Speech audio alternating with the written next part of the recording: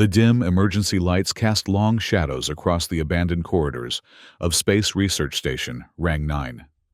Inspector Delia Vaughn moved with practiced precision through the wreckage, her footsteps echoing in the eerie silence.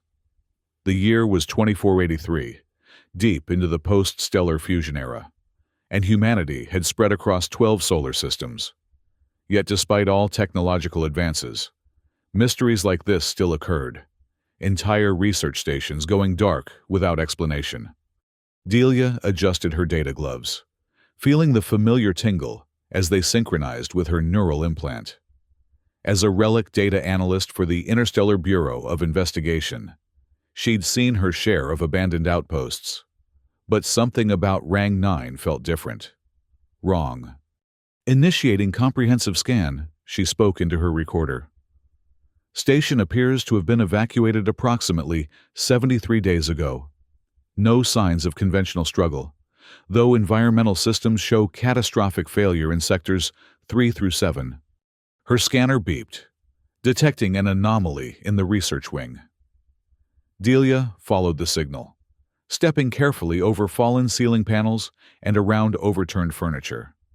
The station's automated systems had long since shut down, leaving only the backup generators to power minimal life support and those haunting red emergency lights. The research wing's main laboratory door had been sealed, but someone or something had forced it open. Delia slipped through the gap, her scanner suddenly registering multiple organic signatures. "Deceased," she muttered, spotting the first body. A scientist, judging by the remnants of a lab coat, now reduced to little more than a skeleton. Strange. Decomposition shouldn't have progressed so rapidly, even in these conditions. The second body was similarly skeletal, slumped against a data terminal. But the third... Delia froze. The third figure wore a black hood, the fabric still intact despite the state of the corpse beneath. More puzzling was the fact that the skeletal hands showed burn marks, perfect handprints, seared into the bone itself. "Subject 3 presents anomalous characteristics," she recorded, kneeling beside the hooded skeleton. "Burns on metacarpal and phalangeal structures inconsistent with known energy weapons or chemical agents." She reached for the station's central database terminal, still partially functional, and plugged in her analyzer. "Running identity verification on deceased personnel." The screen flickered, displaying personnel files for the first two bodies. Standard research staff. Nothing unusual in their profiles. But when she queried the third body, the system returned an error. No matching personnel record. "That's impossible," Delia muttered. No one could be on a research station of this classification without extensive documentation. She tried again, overriding the standard search parameters, but received the same result. Curious now, she activated the station's backup memory core, retrieving the last recorded communications. Most were corrupted beyond recovery, but one audio file remained intact, time-stamped just minutes before all communications from the station ceased. Delia played the recording. Static crackled. Then a terrified voice. "It's not working. The containment field is..." More static. Then, "What are you hiding, human? Who are you?" A moment of silence. Then a commanding voice. "Take off the hood, now." The recording ended with a scream that made Delia's skin prickle with gooseflesh. She looked back at the hooded skeleton, noticing for the first time a small data chip clutched in its burned fingers. Carefully, she extracted it and inserted it into her analyzer. The coordinates for a planet called Zerid 7 appeared, along with a single phrase, "The truth hides in plain sight." Delia glanced once more at the hooded skeleton. "Well," she whispered, "looks like we're going to Zerid 7. The journey to Zerid 7 took 3 weeks in hyperspace. Delia spent the time reviewing everything the Bureau knew about the planet, which wasn't much. A desert world at the edge of colonized space. Zerid 7 had been flagged for potential mining operations due to its rich deposits of rare isotopes. But its extreme climate had made large-scale colonization impractical. Only a handful of research outposts and mining operations dotted its surface. As her ship entered the planet's atmosphere, Delia understood why colonization had failed. The landscape below was a vast, unforgiving desert, broken only by jagged mountain ranges and deep canyons. Dust storms raged across the northern hemisphere, and the temperature readings on her instruments fluctuated wildly between scorching days and freezing nights. She landed near the coordinates from the data chip, a small mining outpost nestled at the base of a particularly imposing mountain range. The settlement consisted of prefabricated structures arranged in a rough circle around a central water reclamation facility. Solar panels stretched across the surrounding area, their surfaces dulled by the constant assault of sand. Delia donned her environmental suit before exiting her ship. The suit's cooling systems engaged immediately as a blast of hot, dry air hit her. The gravity was slightly higher than standard, making each step a conscious effort. The outpost appeared operational, but strangely quiet. No miners worked the extraction equipment. No technicians maintained the solar arrays. Yet power flowed, and the water reclamation facility hummed steadily. Delia approached the main administrative building, her scanner sweeping for life signs. 3 humans detected inside, all alive. She drew her standard-issue neural disruptor, not lethal, but enough to incapacitate if necessary, and entered. The interior was cool and dimly lit. Dust motes danced in the shafts of light that penetrated the narrow windows. A reception desk stood empty, its terminal displaying a screensaver of Earth's long-lost Pacific Ocean. "Hello?" Delia called out. "Interstellar Bureau of Investigation. I need to speak with whoever's in charge." Silence answered her, though her scanner still showed 3 life signs deeper in the building. She moved forward cautiously, passing through empty offices and meeting rooms until she reached a sealed door marked "Authorized Personnel Only." Her bureau credentials should have granted her access. But when she pressed her ID against the scanner, the light remained red. Interesting. She connected her analyzer to the door's security system and initiated a bypass sequence. After a moment, the light turned green, and the door slid open. Inside was a monitoring room with screens displaying various parts of the outpost and surrounding terrain. 3 people stood frozen in surprise at her entrance, 2 men and a woman, all wearing the standard uniforms of Mining Corporation security. "Inspector Delia Vaughn," she introduced herself, keeping her neural disruptor visible but pointed downward. "I'm investigating an incident connected to this location." The older of the 2 men stepped forward, his hand conspicuously close to the weapon at his hip. "Jeremiah Voss, head of security. We weren't notified of any bureau investigation." "That's because it wasn't announced," Delia replied coolly. "I'm following leads related to an incident at Research Station Rang 9. The 3 exchanged glances that confirmed Delia's suspicion. They recognized the station name. "Never heard of it," Voss said, too quickly. Delia smiled thinly. "Let's not play games, Mr. Voss. 3 weeks ago, I recovered evidence linking that station to this outpost. I can conduct my investigation with your cooperation, or I can call for a bureau containment team to lock down this entire facility while we go through it molecule by molecule. Your choice." The woman stepped forward. "We're just security, Inspector. We monitor the automated systems and ensure the perimeter remains secure.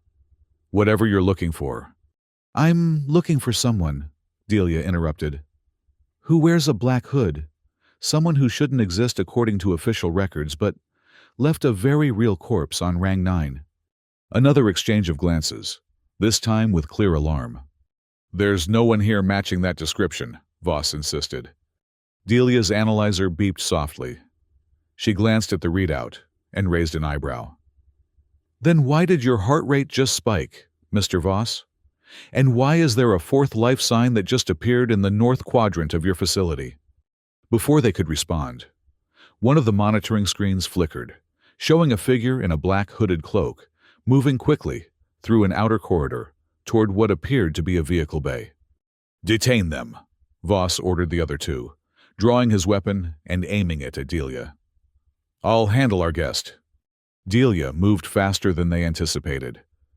Her neural disruptor discharged 3 times in rapid succession, and all 3 security personnel collapsed.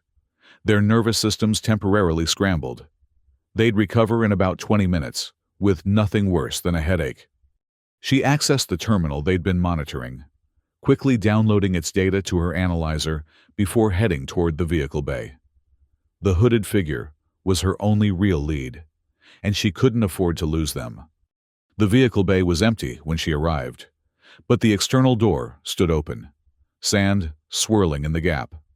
Outside, she spotted tracks leading away from the outpost toward the mountains. Someone on a single-person sandbike, moving fast. Delia commandeered one of the remaining bikes and set off in pursuit. The bike handled poorly in the loose sand, requiring all her concentration to maintain course and speed. The hooded figure had a head start, but they seemed to be following a direct path rather than attempting evasive maneuvers. The chase led deeper into the mountains, where the terrain became increasingly treacherous. Narrow passes gave way to steep inclines, and more than once, Delia nearly lost control on sharp turns. The figure ahead maintained their lead, navigating the difficult terrain with the confidence of someone intimately familiar with it. After nearly an hour of pursuit, the tracks abruptly vanished near the base of a particularly imposing cliff face. Delia slowed her bike, scanning the area. Her analyzer detected faint energy signatures emanating from what appeared to be solid rock. "Hidden entrance," she murmured, approaching the cliff cautiously. She ran her gloved hand along the stone surface until she felt a subtle difference in texture, a section that wasn't natural rock at all, but a sophisticated composite designed to mimic it. She found no obvious mechanism to open it, but when she pressed her analyzer against the surface, it detected a biometric scanner. Interesting, but problematic. She couldn't spoof biometrics she didn't have. Or could she? Delia accessed the data she'd downloaded from the outpost's security terminal, searching for personnel files with biometric data. There, Jeremiah Voss's complete profile, including retinal patterns and palm prints. She programmed her analyzer to emit the appropriate biometric signatures, then placed it against the hidden scanner. For a tense moment, nothing happened. Then, with a soft hiss, a section of the cliff face receded, revealing a narrow passage leading into darkness. Delia activated her suit's illumination and stepped inside. The passage sloped gently downward, its walls smooth and clearly artificial. The air grew cooler as she descended, with a metallic tang that suggested sophisticated filtration systems. After several minutes of careful progress, the passage opened into a vast underground chamber. Delia stood at its threshold, momentarily stunned by what she saw. The cavern stretched farther than her lights could penetrate, its ceiling lost in shadows high above. But what captured her attention was the structure at its center, a perfect replica of Research Station Rang 9, complete in every detail, yet built entirely underground on a distant planet. "What the hell?" she whispered. "That was my reaction too, the first time I saw it," a voice said from behind her. Delia spun, neural disruptor raised, to find the hooded figure standing just beyond arm's reach. Close up, she could see nothing of their features within the shadow of the hood, only darkness where a face should be. "Who are you?" she demanded. "What is this place?" "You already asked those questions once," the figure replied, their voice distorted, as if passing through some kind of filter. "On Rang 9, remember? What are you hiding, human? Who are you?" A chill ran down Delia's spine. "That was you on the recording? But the hooded figure there was dead." "One version was," they agreed cryptically. "There are others." "I don't understand." "You will." The figure gestured toward the replica station. "That's where it all began. The Nexus Helios project. The memory implantation experiments. The attempt to create a collective consciousness that could be controlled and directed. Delia kept her disruptor trained on the figure. Explain. Now. I can't explain it, they said. I have to show you, but first, we need to deal with your pursuers. What pursuers? As if in answer, the sound of engines echoed through the passage behind them. Sandbikes. Multiple ones. Approaching fast. Voss recovered quicker than you expected, the figure said. And he brought friends. Mercenaries hired by the mining corporation to protect their investment. They can't allow you to learn the truth about what happened here. And why should I trust you? Delia demanded. The figure's hood tilted slightly. Because I'm the only one who knows what they did to you, Delia. The only one who can help you remember. Before she could respond, the first of the mercenaries appeared at the chamber entrance. The hooded figure grabbed her arm and pulled her behind a nearby rock formation just as plasma fire erupted, superheating the air where they'd stood moments before. This way, the figure urged, leading her toward a narrow crevice in the chamber wall. There's another way into the station replica. Delia hesitated only briefly before following. Whatever game this hooded figure was playing, they clearly wanted her alive. The mercenaries, on the other hand, had opened fire without warning or demand for surrender. They squeezed through the crevice, which opened into another passage leading directly toward the replica station. Behind them, shouts and the sound of boots on stone indicated the mercenaries had spotted their escape route. They're using standard-issue heat trackers, the hooded figure said as they ran. Your suit will mask your signature, but mine won't. We need to separate. Not a chance, Delia replied. You're my only lead in this mess. Then we need to reach the central lab. There's a security system I can activate. It should buy us time. They emerged from the passage into what appeared to be an exact copy of Rang 9's residential section. The hooded figure moved with certainty through the corridors, taking turns without hesitation.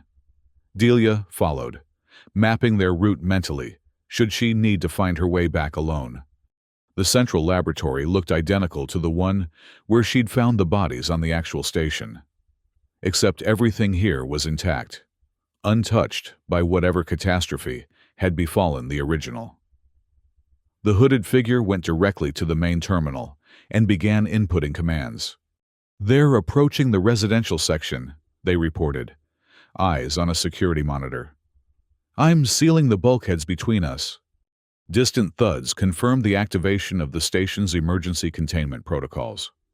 That won't hold them for long, Delia observed. It doesn't need to. The figure turned to face her. We just need enough time for you to understand. Understand what? Who are you? What is this place really? The figure stood silent for a moment, then slowly raised their hands to the hood. It's not what this place is that matters, they said. It's who you are. They pulled back the hood and Delia gasped. Where she expected to see a face, there was instead a swirling darkness punctuated by points of light, like a miniature galaxy contained within the rough shape of a human head. But as she watched, the darkness coalesced, the lights dimmed, and features began to form. A man's face, middle-aged, with deep-set eyes that held a weariness far beyond their apparent years. My name is Echo, he said, his voice no longer distorted. And 17 years ago, I helped create you, Delia Vaughn. Delia's disruptor wavered, but remained pointed at his chest. Created me? What are you talking about? Not physically, Echo clarified. Your memories, your identity, your entire sense of self. He gestured to the laboratory around them. This is where Nexus Helios conducted its most ambitious experiment, the complete overwriting of one consciousness with another, artificially constructed one. That's impossible, Delia said, but uncertainty crept into her voice. Memory alteration technology is strictly theoretical. The neural complexity is far greater than publicly acknowledged. Echo finished.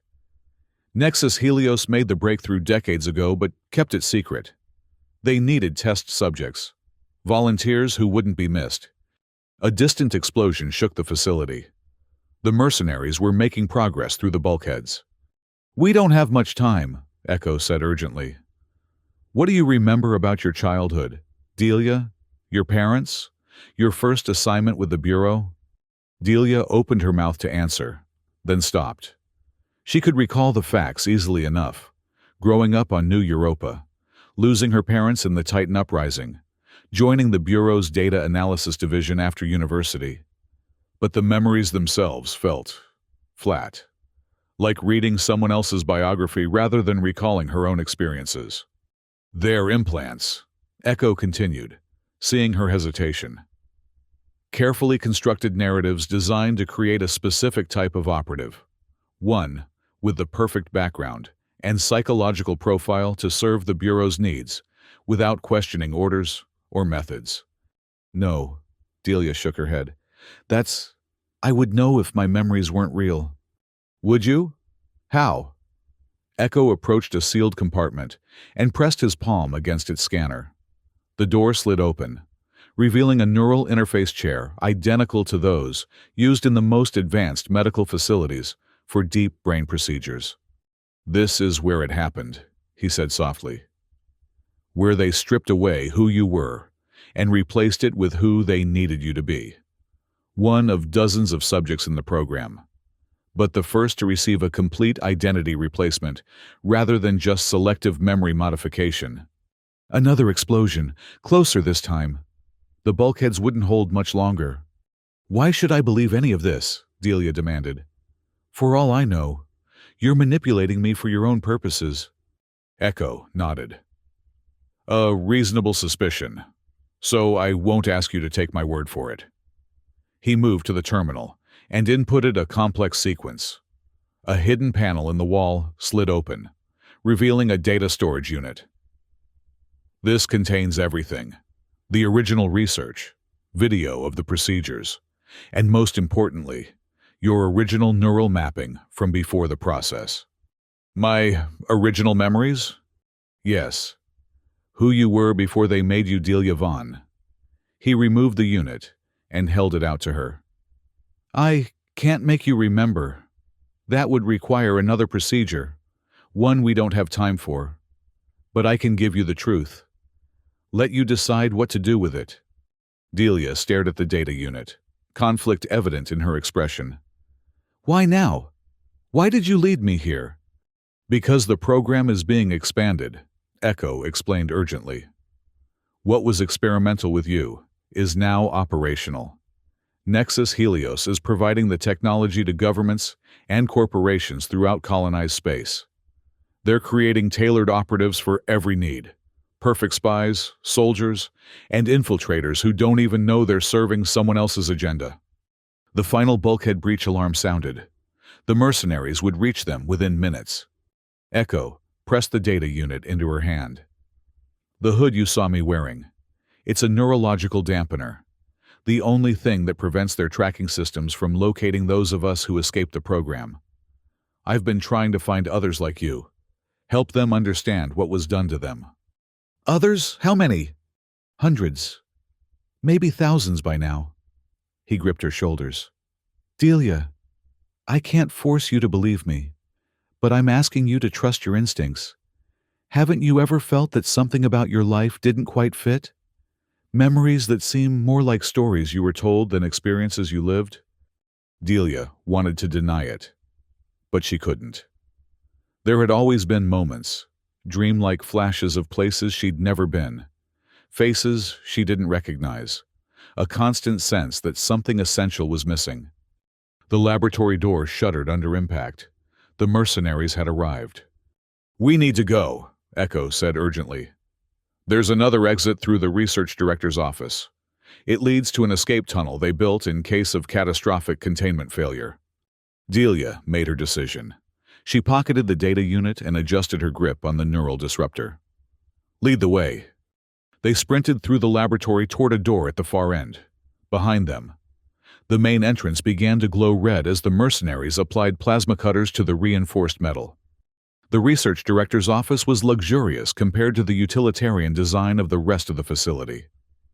Echo went straight to an ornate bookshelf and pulled a specific volume halfway out. The entire shelf swung inward, revealing a narrow passage. "After you," he gestured. Delia entered the passage, Echo close behind. As the bookshelf closed, sealing them in, they heard the laboratory door finally give way with a thunderous crash. The tunnel was barely wide enough for one person, forcing them to move in single file. Emergency lights activated as they passed, casting everything in the same eerie red glow Delia had seen on the real Rang 9. "How far does this go?" she asked, her voice echoing slightly in the confined space.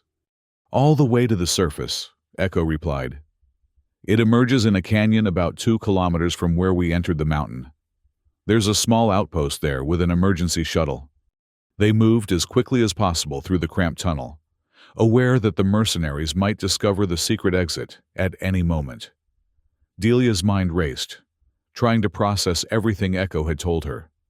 If what he said was true, if her entire identity was an artificial construct, then who was she really?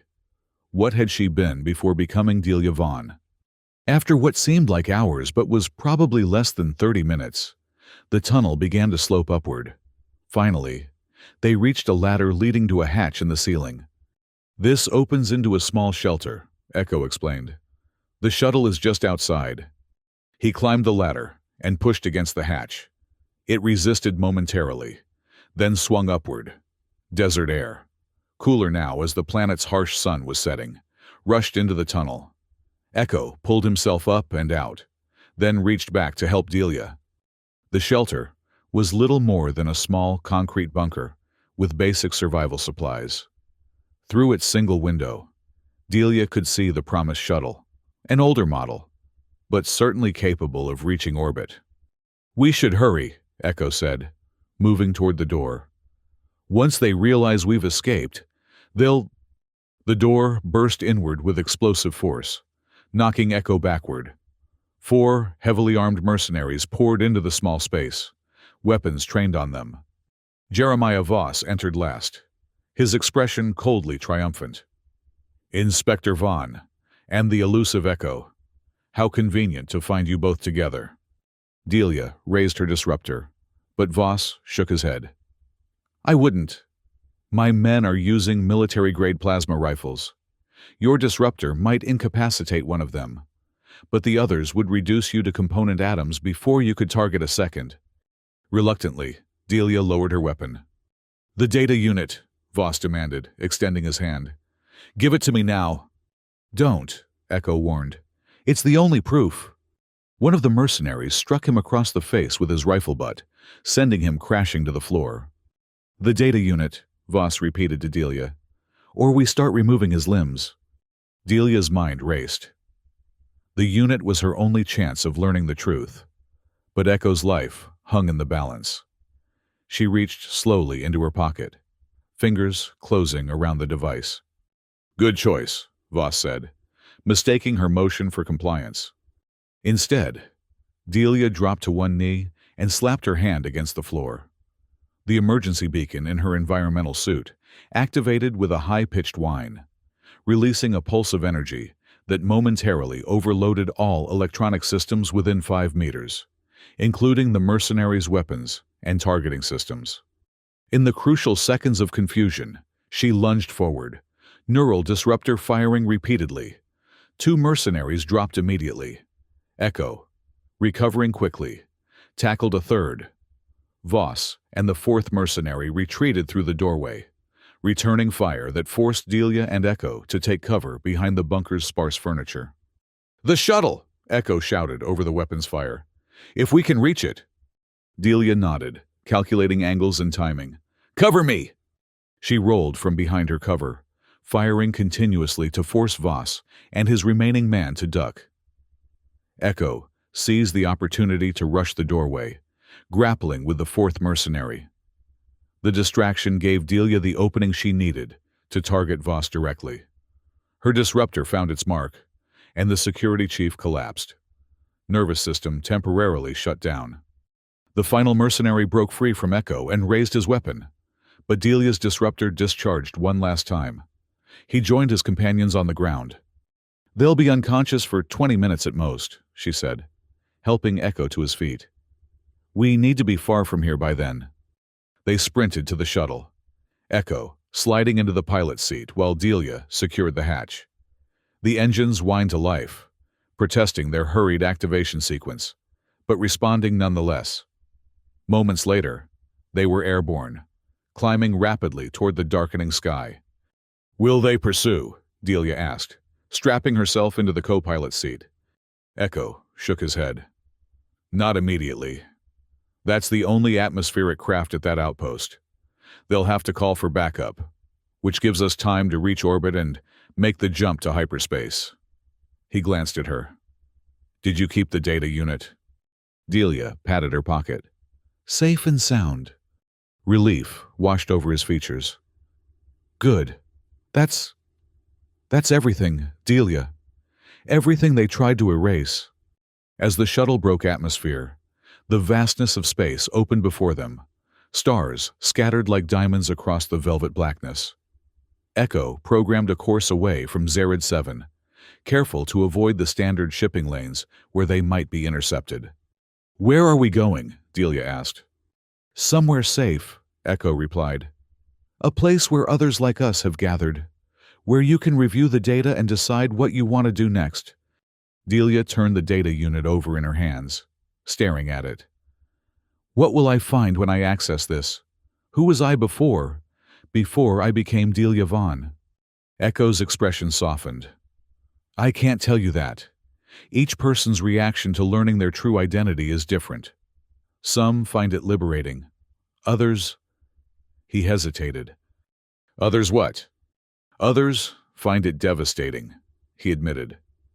"To learn that your life, your choices, your relationships, everything you believed defined you, was programmed by someone else for their own purposes.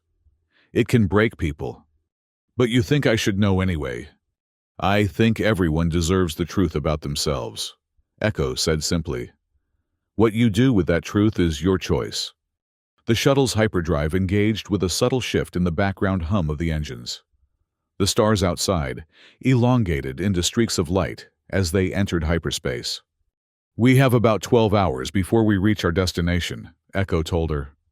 "If you want to wait until then—" "No," Delia interrupted. "I need to know now." She connected the data unit to the shuttle's computer system. After a moment, a series of files appeared on the screen. Research documents, video recordings, neural mapping data. Delia hesitated, then opened the file labeled Subject 0, Original Neural Pattern. The screen, filled with a three-dimensional model of a human brain. Neural pathways, highlighted in various colors. Text scrolled alongside it, detailing the subject's history, psychological profile, and memory structures. As Delia read, the color drained from her face. Her hands began to tremble, and her breathing became shallow and rapid. "Delia?" Echo asked, concerned. "Are you—" "I was one of them," she whispered, her voice barely audible. "I worked for Nexus Helios. I helped develop the memory implantation technology." Echo nodded slowly. "You were Dr. Eliana Kell, the neuropsychologist who made the breakthrough that allowed for complete identity reconstruction. But when you discovered how they intended to use your research, you threatened to expose them. So they used my own technology against me." Delia, Eliana, said bitterly. "Erased me and replaced me with a tool they could use to track down others who might expose their secrets." She scrolled through more files, finding video of her former self, a confident woman with sharp eyes and quick gestures, passionately explaining her research to colleagues who nodded appreciatively. It was like watching a stranger who somehow wore her face. "There's more," Echo said gently. "Keep reading." Delia opened another file, this one detailing the Nexus Helios project's ultimate goal. As she absorbed its contents, her knees weakened, and she gripped the console for support. "Mass implementation," she breathed, They're planning to introduce the technology into public water supplies, delivery systems in standard medical treatments, even through air filtration in population centers. She looked up at Echo, horror in her eyes. They could rewrite the memories of entire populations. Control through consensus, Echo confirmed. Why fight wars or engage in political struggles when you can simply make everyone believe they've always supported your agenda? No resistance because no one remembers there was ever an alternative. Delia's shock gave way to anger, a cold, focused rage that sharpened her thoughts. They have to be stopped. That's why I brought you the data, Echo said. Your position in the Bureau gives you access to channels that could expose this. People might actually listen to you. Assuming the Bureau itself isn't compromised, Delia pointed out. For all I know, my superiors are part of this conspiracy. It's a risk, Echo acknowledged. But what's the alternative? Allow them to proceed unchallenged? Delia considered this, then shook her head. No. Whatever the risk, this has to be exposed. She turned back to the computer, accessing more files. But first, I need to understand everything. Every detail of what they did and how they did it. For the next several hours, as the shuttle hurtled through hyperspace, Delia immersed herself in the data. She read research papers, watched videos of experiments, studied neural mappings and memory construction techniques. Some of it she understood intuitively, remnants, perhaps of Eliana Kell's expertise bleeding through the artificial memories that had replaced them. Eventually, she came to the files detailing her own transformation. Videos showed her former self, Eliana, strapped to the neural interface chair, arguing vehemently with the researchers around her until drugs rendered her compliant. Then came the procedure itself, hours of meticulous work as they systematically erased her identity and replaced it with the carefully constructed persona of Delia Vaughn. When the final video ended, Delia sat in silence, tears streaming down her face. "I'm sorry," Echo said softly. "I know it's overwhelming." "It's not just that," Delia replied, wiping her eyes.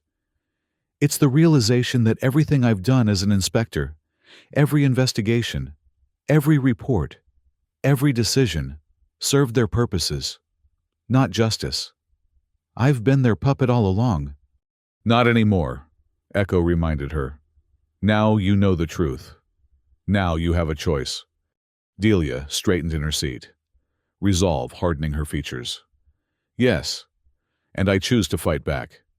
She began copying key files to a separate data storage unit. "We'll need to distribute this information widely, not just to authorities who might be compromised, but to the public directly.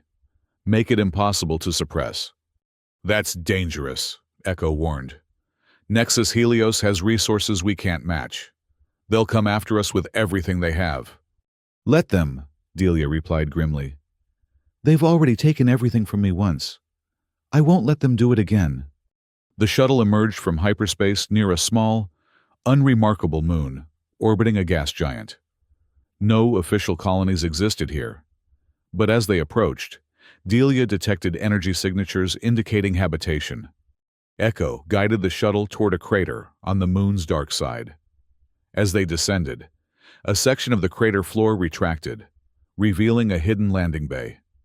He brought the craft down smoothly inside, and the crater floor closed above them. "Welcome to Haven," he said as the bay repressurized. "One of several safe houses established by those who've escaped Nexus Helios's programs." The landing bay connected to a network of tunnels and chambers carved into the moon's crust. As Echo led her through them, Delia saw dozens of people going about various tasks, maintaining equipment, analyzing data, preparing meals. Some nodded in recognition at Echo. Others regarded Delia with cautious curiosity. "How many?" she asked. "Here? About 70, Echo replied. "Worldwide. Our network includes nearly 300 former subjects who've recovered their true memories, plus sympathizers who help with resources and information. They entered a large chamber that appeared to serve as a communal gathering space. Conversations paused as people noticed their arrival, attention focusing particularly on Delia. A woman approached, her bearing authoritative but welcoming. "Echo, you made it back." She studied Delia with intelligent eyes. "And this is—" "Delia Vaughn." Echo introduced her. "Formerly, Dr. Eliana Kell, Subject 0 of the Complete Identity Replacement Protocol." Murmurs spread through the gathering. The woman extended her hand. "Mira Chen. I lead our operations here at Haven." Delia shook the offered hand. "Former identity?" "Dr. Lyra Sheng, xenobiologist. I questioned some unusual findings in a specimen from the Proxima system. Next thing I knew, I was a low-level corporate data analyst with no memory of my previous research." Mira's smile was tinged with bitterness. "Echo found me 3 years ago, helped me recover my true memories." "How?" Delia asked, turning to Echo. "You said there wasn't time for a procedure on Zared 7, but if it's possible to recover original memories—" "It is," Echo confirmed. "But it's difficult and dangerous. The process requires specialized equipment and expertise. Even then, success isn't guaranteed. Some subjects recover only fragments of their original identities." "I want to try," Delia said immediately. "If there's any chance of recovering who I was—" "First things first," Mira interrupted gently. "Echo said you brought important data, something that could expose Nexus Helios's wider plans?" Delia nodded, retrieving the data unit from her pocket. "Everything. Their research, their methodologies, their implementation plans for mass memory manipulation, enough to prove what they've been doing and what they intend to do next." Mira's eyes widened. This could change everything." She turned to a nearby assistant. "Assemble the council. Immediately." As people hurried to comply, Mira led Delia and Echo to a smaller room, furnished with a conference table and sophisticated communication equipment. "Our leadership council consists of 7 members, each with different expertise," Mira explained. "Together, we coordinate our resistance efforts against Nexus Helios. With what you've brought us, we might finally have a chance to expose them publicly." Over the next hour, the council members arrived, some in person, others connecting via secure holographic links from other safe houses across colonized space. Delia presented the data she'd recovered, explaining its significance and the threat it represented. "If they proceed with mass implementation," she concluded, "they could rewrite the collective memory of entire populations, make people believe whatever serves Nexus Helios's agenda, without anyone realizing their memories had been altered." "The question is how to use this information effectively," said one council member, an older man with cybernetic enhancements visible at his temples. "If we simply release it publicly, Nexus Helios will deny everything and use their influence to discredit us. We need to target multiple channels simultaneously," another suggested. "Regulatory agencies, independent media, scientific authorities. Make it impossible to suppress completely. While also protecting our network," Mira added. "Once we move against them openly, Nexus Helios will throw everything they have at finding and eliminating us." The discussion continued, strategies proposed and debated. Throughout, Delia found herself drawing on analytical skills that felt both familiar and strange. The trained responses of Inspector Vaughn, blending with intuitive insights that perhaps belonged to Dr. Kell. Finally, a plan took shape. They would compile the most damning evidence into packages tailored for different recipients. Regulatory bodies would receive technical details and legal violations. Media outlets would get human interest stories of victims like Delia. Scientific communities would receive the research data showing the dangers of the technology. "We'll need someone with credibility to serve as the public face of these revelations," Mira said, looking directly at Delia. Someone whose position lends weight to the accusations.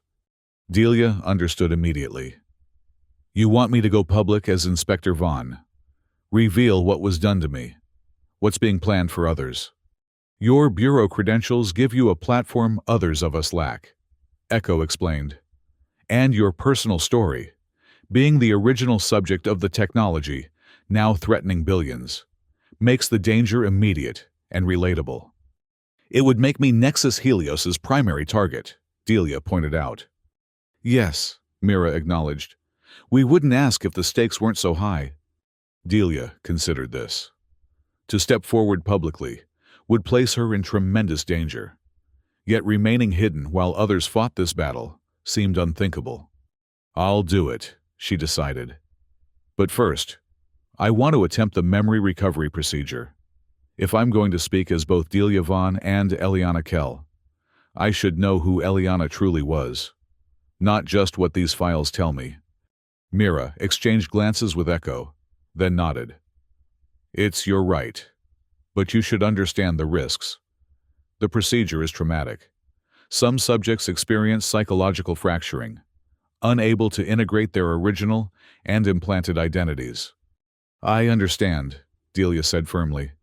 But I need to know, not just intellectually, but emotionally, who I was, who I am.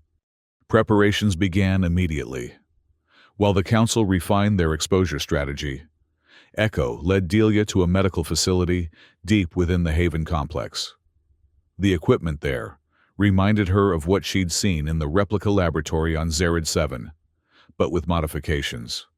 We've adapted their technology, Echo explained, as technicians prepared the neural interface.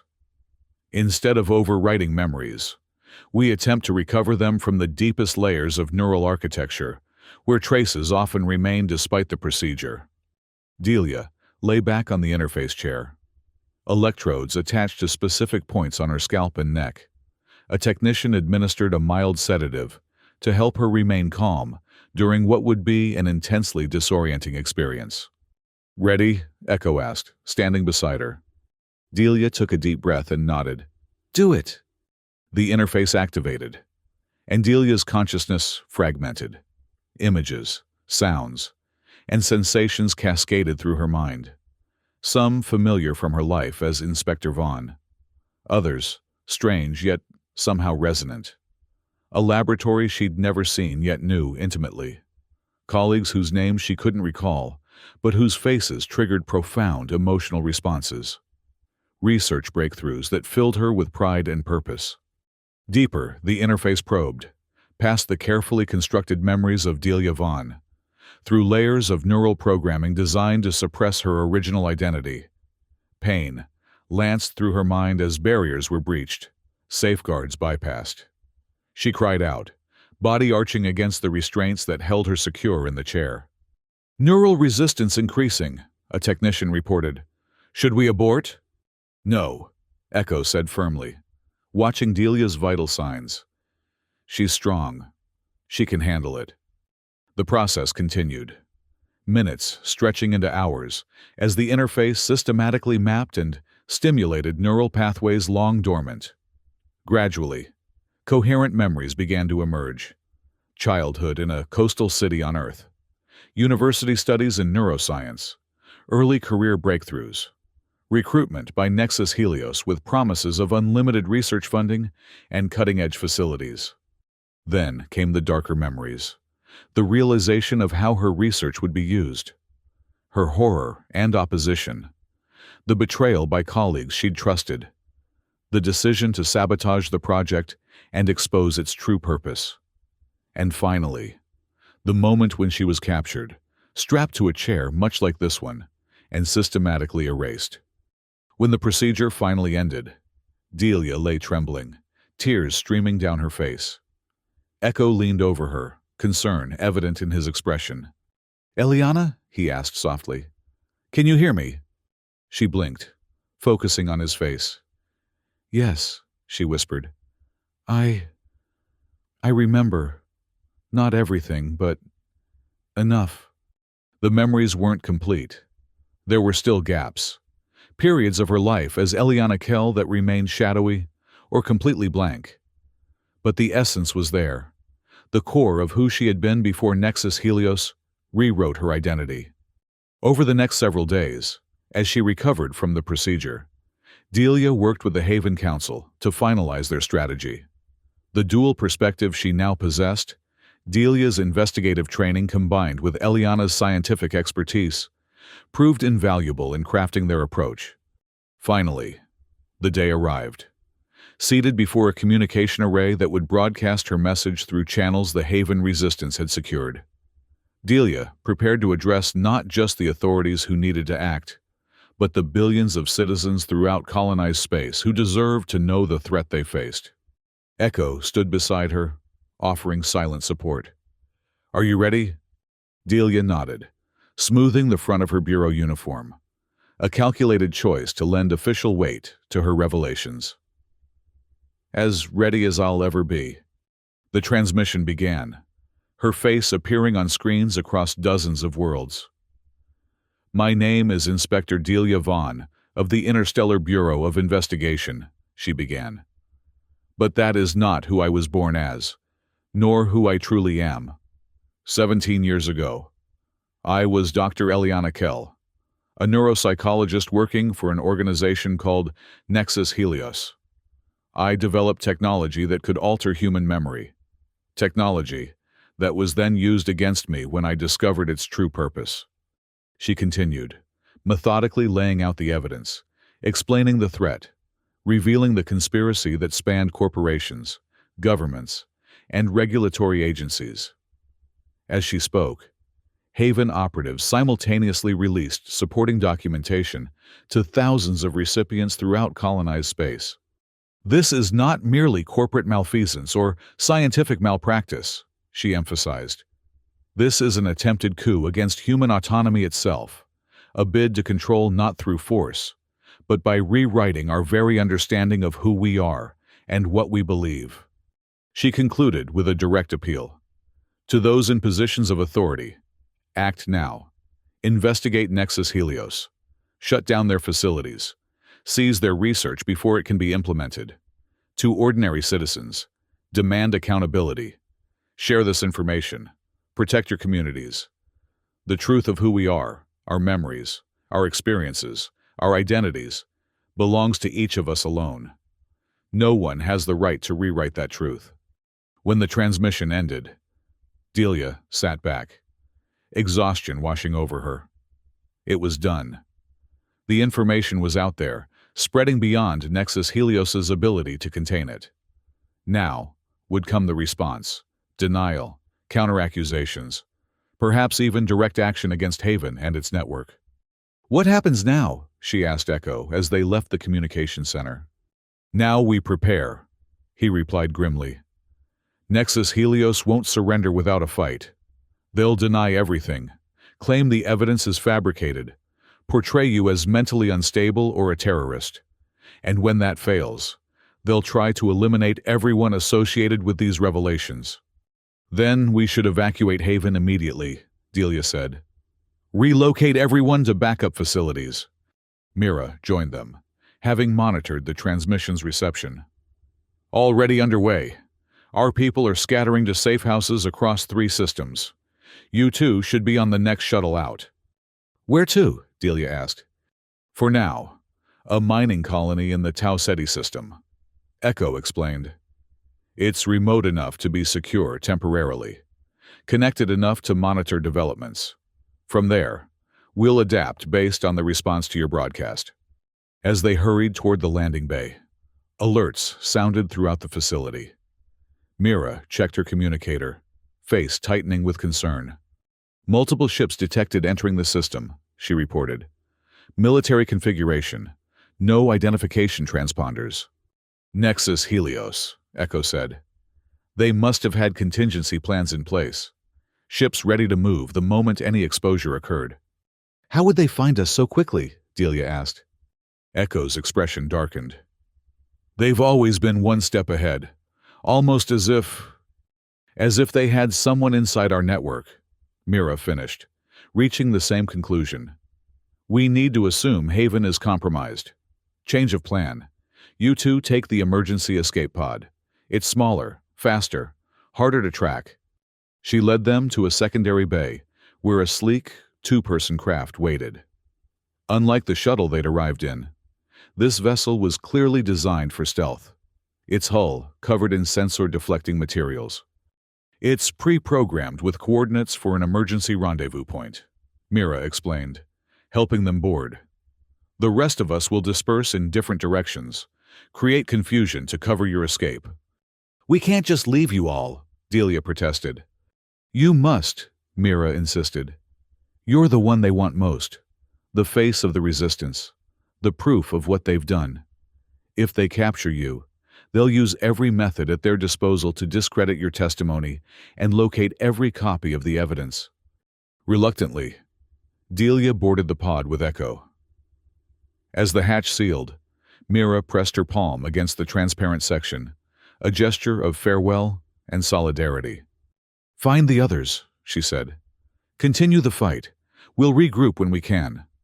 The pod launched, accelerating rapidly away from the moon base. Through the viewport, Delia watched as larger shuttles departed in multiple directions, creating a pattern of potential targets to confuse their pursuers. In the distance, sleek military vessels entered orbit around the moon, weapon systems visibly active. Will they make it? She asked Echo, as Haven disappeared from view. Some will, he replied. Mira's resourceful, and our people are prepared for this contingency. But there will be losses. There always are. The pod's stealth systems engaged, rendering them virtually invisible to standard detection methods. They slipped past the military vessels and accelerated toward the system's edge, where they could safely enter hyperspace. Where exactly are we going? Delia asked as Echo monitored their progress. A place Nexus Helios doesn't know about, he answered. A world at the edge of colonized space where others like us have established a permanent settlement. Not just a safe house, but a community dedicated to preserving personal autonomy and memory integrity. How many? Over 1,000 now. Scientists, engineers, former military. People with the skills to build something lasting, something worth defending. The thought gave Delia hope. Not just resistance, but an alternative. A society founded on the principles Nexus Helios sought to undermine. As the pod reached the hyperspace entry point, proximity alarms suddenly blared. A military vessel had detected them despite their stealth systems and was closing rapidly, weapons locked on. Hold on, Echo warned, initiating evasive maneuvers.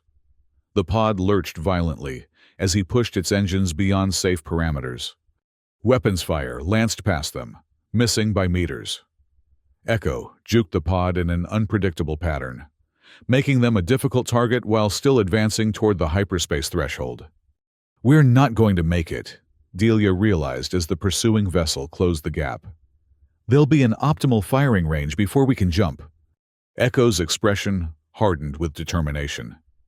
Yes, we will. He accessed a protected section of the pod's control systems, inputting a complex authorization code. Emergency protocol override. Initiating premature hyperspace entry. That's not possible, Delia objected. The calculations aren't complete. We could materialize inside a star or... The coordinates are fixed, Echo explained, working rapidly. It's the entry sequence that's incomplete. Risky, yes, but better than certain capture. The pursuing vessel fired again, this time striking a glancing blow that sent the pod spinning. Damage alerts flashed across the control panel as Echo fought to stabilize their course. 30 seconds to manual hyperspace entry, he announced, voice steady despite the chaos around them. Diverting all power to drive systems. The lights dimmed as energy was redirected. Outside, the military vessel closed for a killing shot, its weapons charging visibly. 10 seconds, Echo counted down. Brace yourself, this will be rough. The pursuer fired, a concentrated beam of energy arrowing toward them. At the same instant, Echo activated the hyperspace drive. Reality stretched, twisted, then shattered around them as the pod entered hyperspace through a dangerously unstable entry point. The pursuing vessel's weapon struck only empty space where they had been moments before. Inside the pod, systems failed in cascading sequence. Emergency lighting cast everything in dim red illumination as Echo fought to stabilize their hyperspace trajectory. "Damage report?" Delia asked, assisting with emergency repairs. "Drive systems functioning at 60% capacity," Echo reported. "Life support stable, navigation compromised. We know where we're going, but our approach will be imprecise." "Can we make it to the coordinates?" Echo nodded. "Yes, but we'll emerge some distance from our intended destination. We'll need to complete the journey using conventional propulsion." For 3 days, they drifted through hyperspace, making repairs where possible and conserving resources. They monitored communications channels, tracking the fallout from Delia's broadcast. As expected, Nexus Helios had responded with vehement denials, but the sheer volume of evidence made complete suppression impossible. Investigations had been announced by multiple regulatory bodies, and public protests had erupted on several worlds. "It's working," Delia observed. "Not perfectly, not completely, but it started. People are questioning, demanding answers." "The fight is far from over," Echo cautioned. "Nexus Helios has deep connections in every system of power. They'll call in favors, threaten, bribe, whatever it takes to maintain control. But they've lost the advantage of secrecy," Delia pointed out. "Now they have to operate in the open, defend themselves publicly." When they finally emerged from hyperspace, they found themselves in an unfamiliar star system, a yellow main-sequence star orbited by several planets, one of which showed signs of terraforming. "That's our destination," Echo confirmed, gesturing to the fourth planet from the star. "New Mnemosyne, named after the Greek goddess of memory. Appropriate, don't you think?" The planet grew larger in their viewport as they approached using conventional engines. Its surface showed a mix of oceans and continents, with visible settlements concentrated on one major landmass. Despite the damage their pod had sustained, they managed a controlled entry into the atmosphere, following a trajectory that brought them toward the largest settlement. As they descended, Delia saw a community that blended advanced technology with natural elements. Buildings that worked with the landscape rather than dominating it. Energy systems that harnessed the planet's resources without depleting them. A civilization built from scratch by those who understood the value of autonomy and authentic experience. Their landing was rougher than ideal, the pod skidding to a halt in a field outside the settlement's perimeter. Within minutes, vehicles approached from the community, people rushing to assist. Echo helped Delia from the damaged pod, both of them unsteady after the difficult journey. A woman stepped forward from the greeting party, her expression shifting from concern to recognition as she saw Echo. "You made it," she said, embracing him briefly. "When we heard about Haven—" "Some escaped," Echo told her. "Others didn't. We won't know the full extent for some time." He turned to Delia. "This is Eliana Kell, formerly Delia Vaughn, the one who started it all." The woman studied Delia with respect. "Dr. Kell, your research changed everything.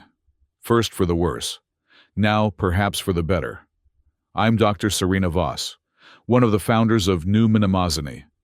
"Call me Delia," she replied. "Eliana is still more of a concept than an identity to me.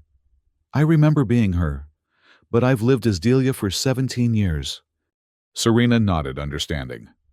"Identity integration takes time. Many here struggle with similar duality.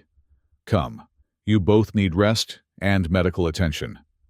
Then we have much to discuss about what happens next." They were taken to the settlement, where medical staff treated their injuries and exhaustion. Delia was given quarters in a residential section, simple but comfortable accommodations, with views of mountains in the distance. For the first time since discovering the hooded skeleton on Rang 9, she felt safe enough to truly rest. The next morning, Serena and the settlement's leadership council met with them to discuss developments throughout colonized space. News had continued to flow, despite efforts by some authorities to suppress it. Nexus Helios facilities being seized for investigation, executives facing questioning, scientists coming forward with corroborating testimony. "Your broadcast was the catalyst," Serena told Delia.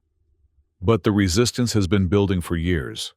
Hundreds of former subjects who recovered enough of their memories to realize what had been done to them.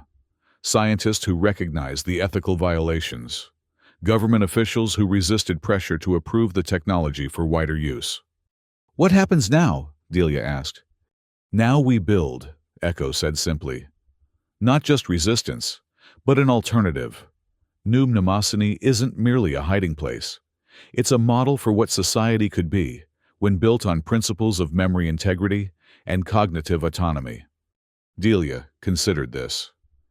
"I want to help. Not just with the fight against Nexus Helios, but with creating something better."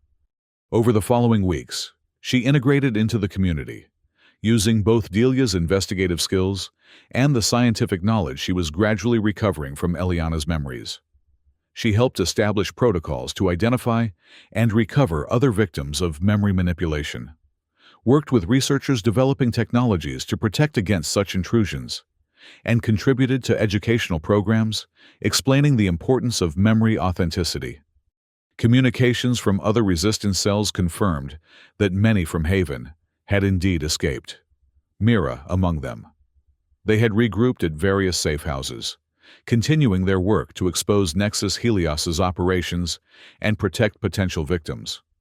3 months after her arrival on New Mnemosyne, Delia stood on a hillside overlooking the settlement, watching the sunset paint the sky in brilliant oranges and purples. The community had grown, new arrivals seeking refuge and purpose after learning the truth about memory manipulation technologies. Echo joined her, hands in the pockets of his simple workman's clothes, so different from the mysterious hooded figure she'd pursued across Zared 7. "Council meeting went well," he reported. "The network is expanding. 3 new outposts established in frontier systems, all practicing the principles we've developed here." Delia nodded, satisfaction warming her despite the evening chill. "When I was just Delia Vaughn, I thought I was serving justice by investigating relics of the past. Now I realize true justice lies in ensuring everyone's right to their own authentic past, their own memories, untampered and true." "Even when those memories are painful?" Echo asked. She considered this. Some of Eliana's recovered memories were indeed painful. Failures, losses, regrets.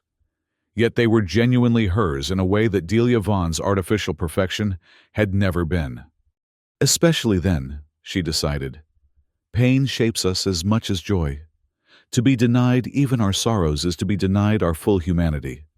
They stood in companionable silence as the last light faded from the sky. Stars emerging in the darkness above. Not the end of their journey, Delia knew, but perhaps the beginning of a new one, not just for her, but for all those who valued the authenticity of their own minds. The future remained uncertain. Nexus Helios, though exposed, retained significant power and resources. The fight to permanently dismantle their operations and prevent similar technologies from being developed elsewhere would continue for years, perhaps generations. But standing there, watching night fall on a world dedicated to preserving the very essence of human autonomy, Delia felt something she hadn't experienced since discovering the truth about herself: hope. Not the artificial optimism programmed into Delia Vaughn, nor the scientific curiosity that had driven Eliana Kell, but something new and genuine that belonged solely to the person she was becoming. Someone who incorporated elements of both identities, yet transcended them. As the settlement's lights came on below, illuminating pathways between buildings and creating a constellation of human presence on the darkened landscape, Delia made her choice. She would neither cling to her fabricated identity nor attempt to fully resurrect who she had been before. Instead, she would forge something new, an identity built on truth, purpose, and the freedom to determine her own path forward. The arrow of sunset had given way to the infinite possibilities of stars. Whatever came next, she would face it with eyes open and mind clear, author of her own story at last.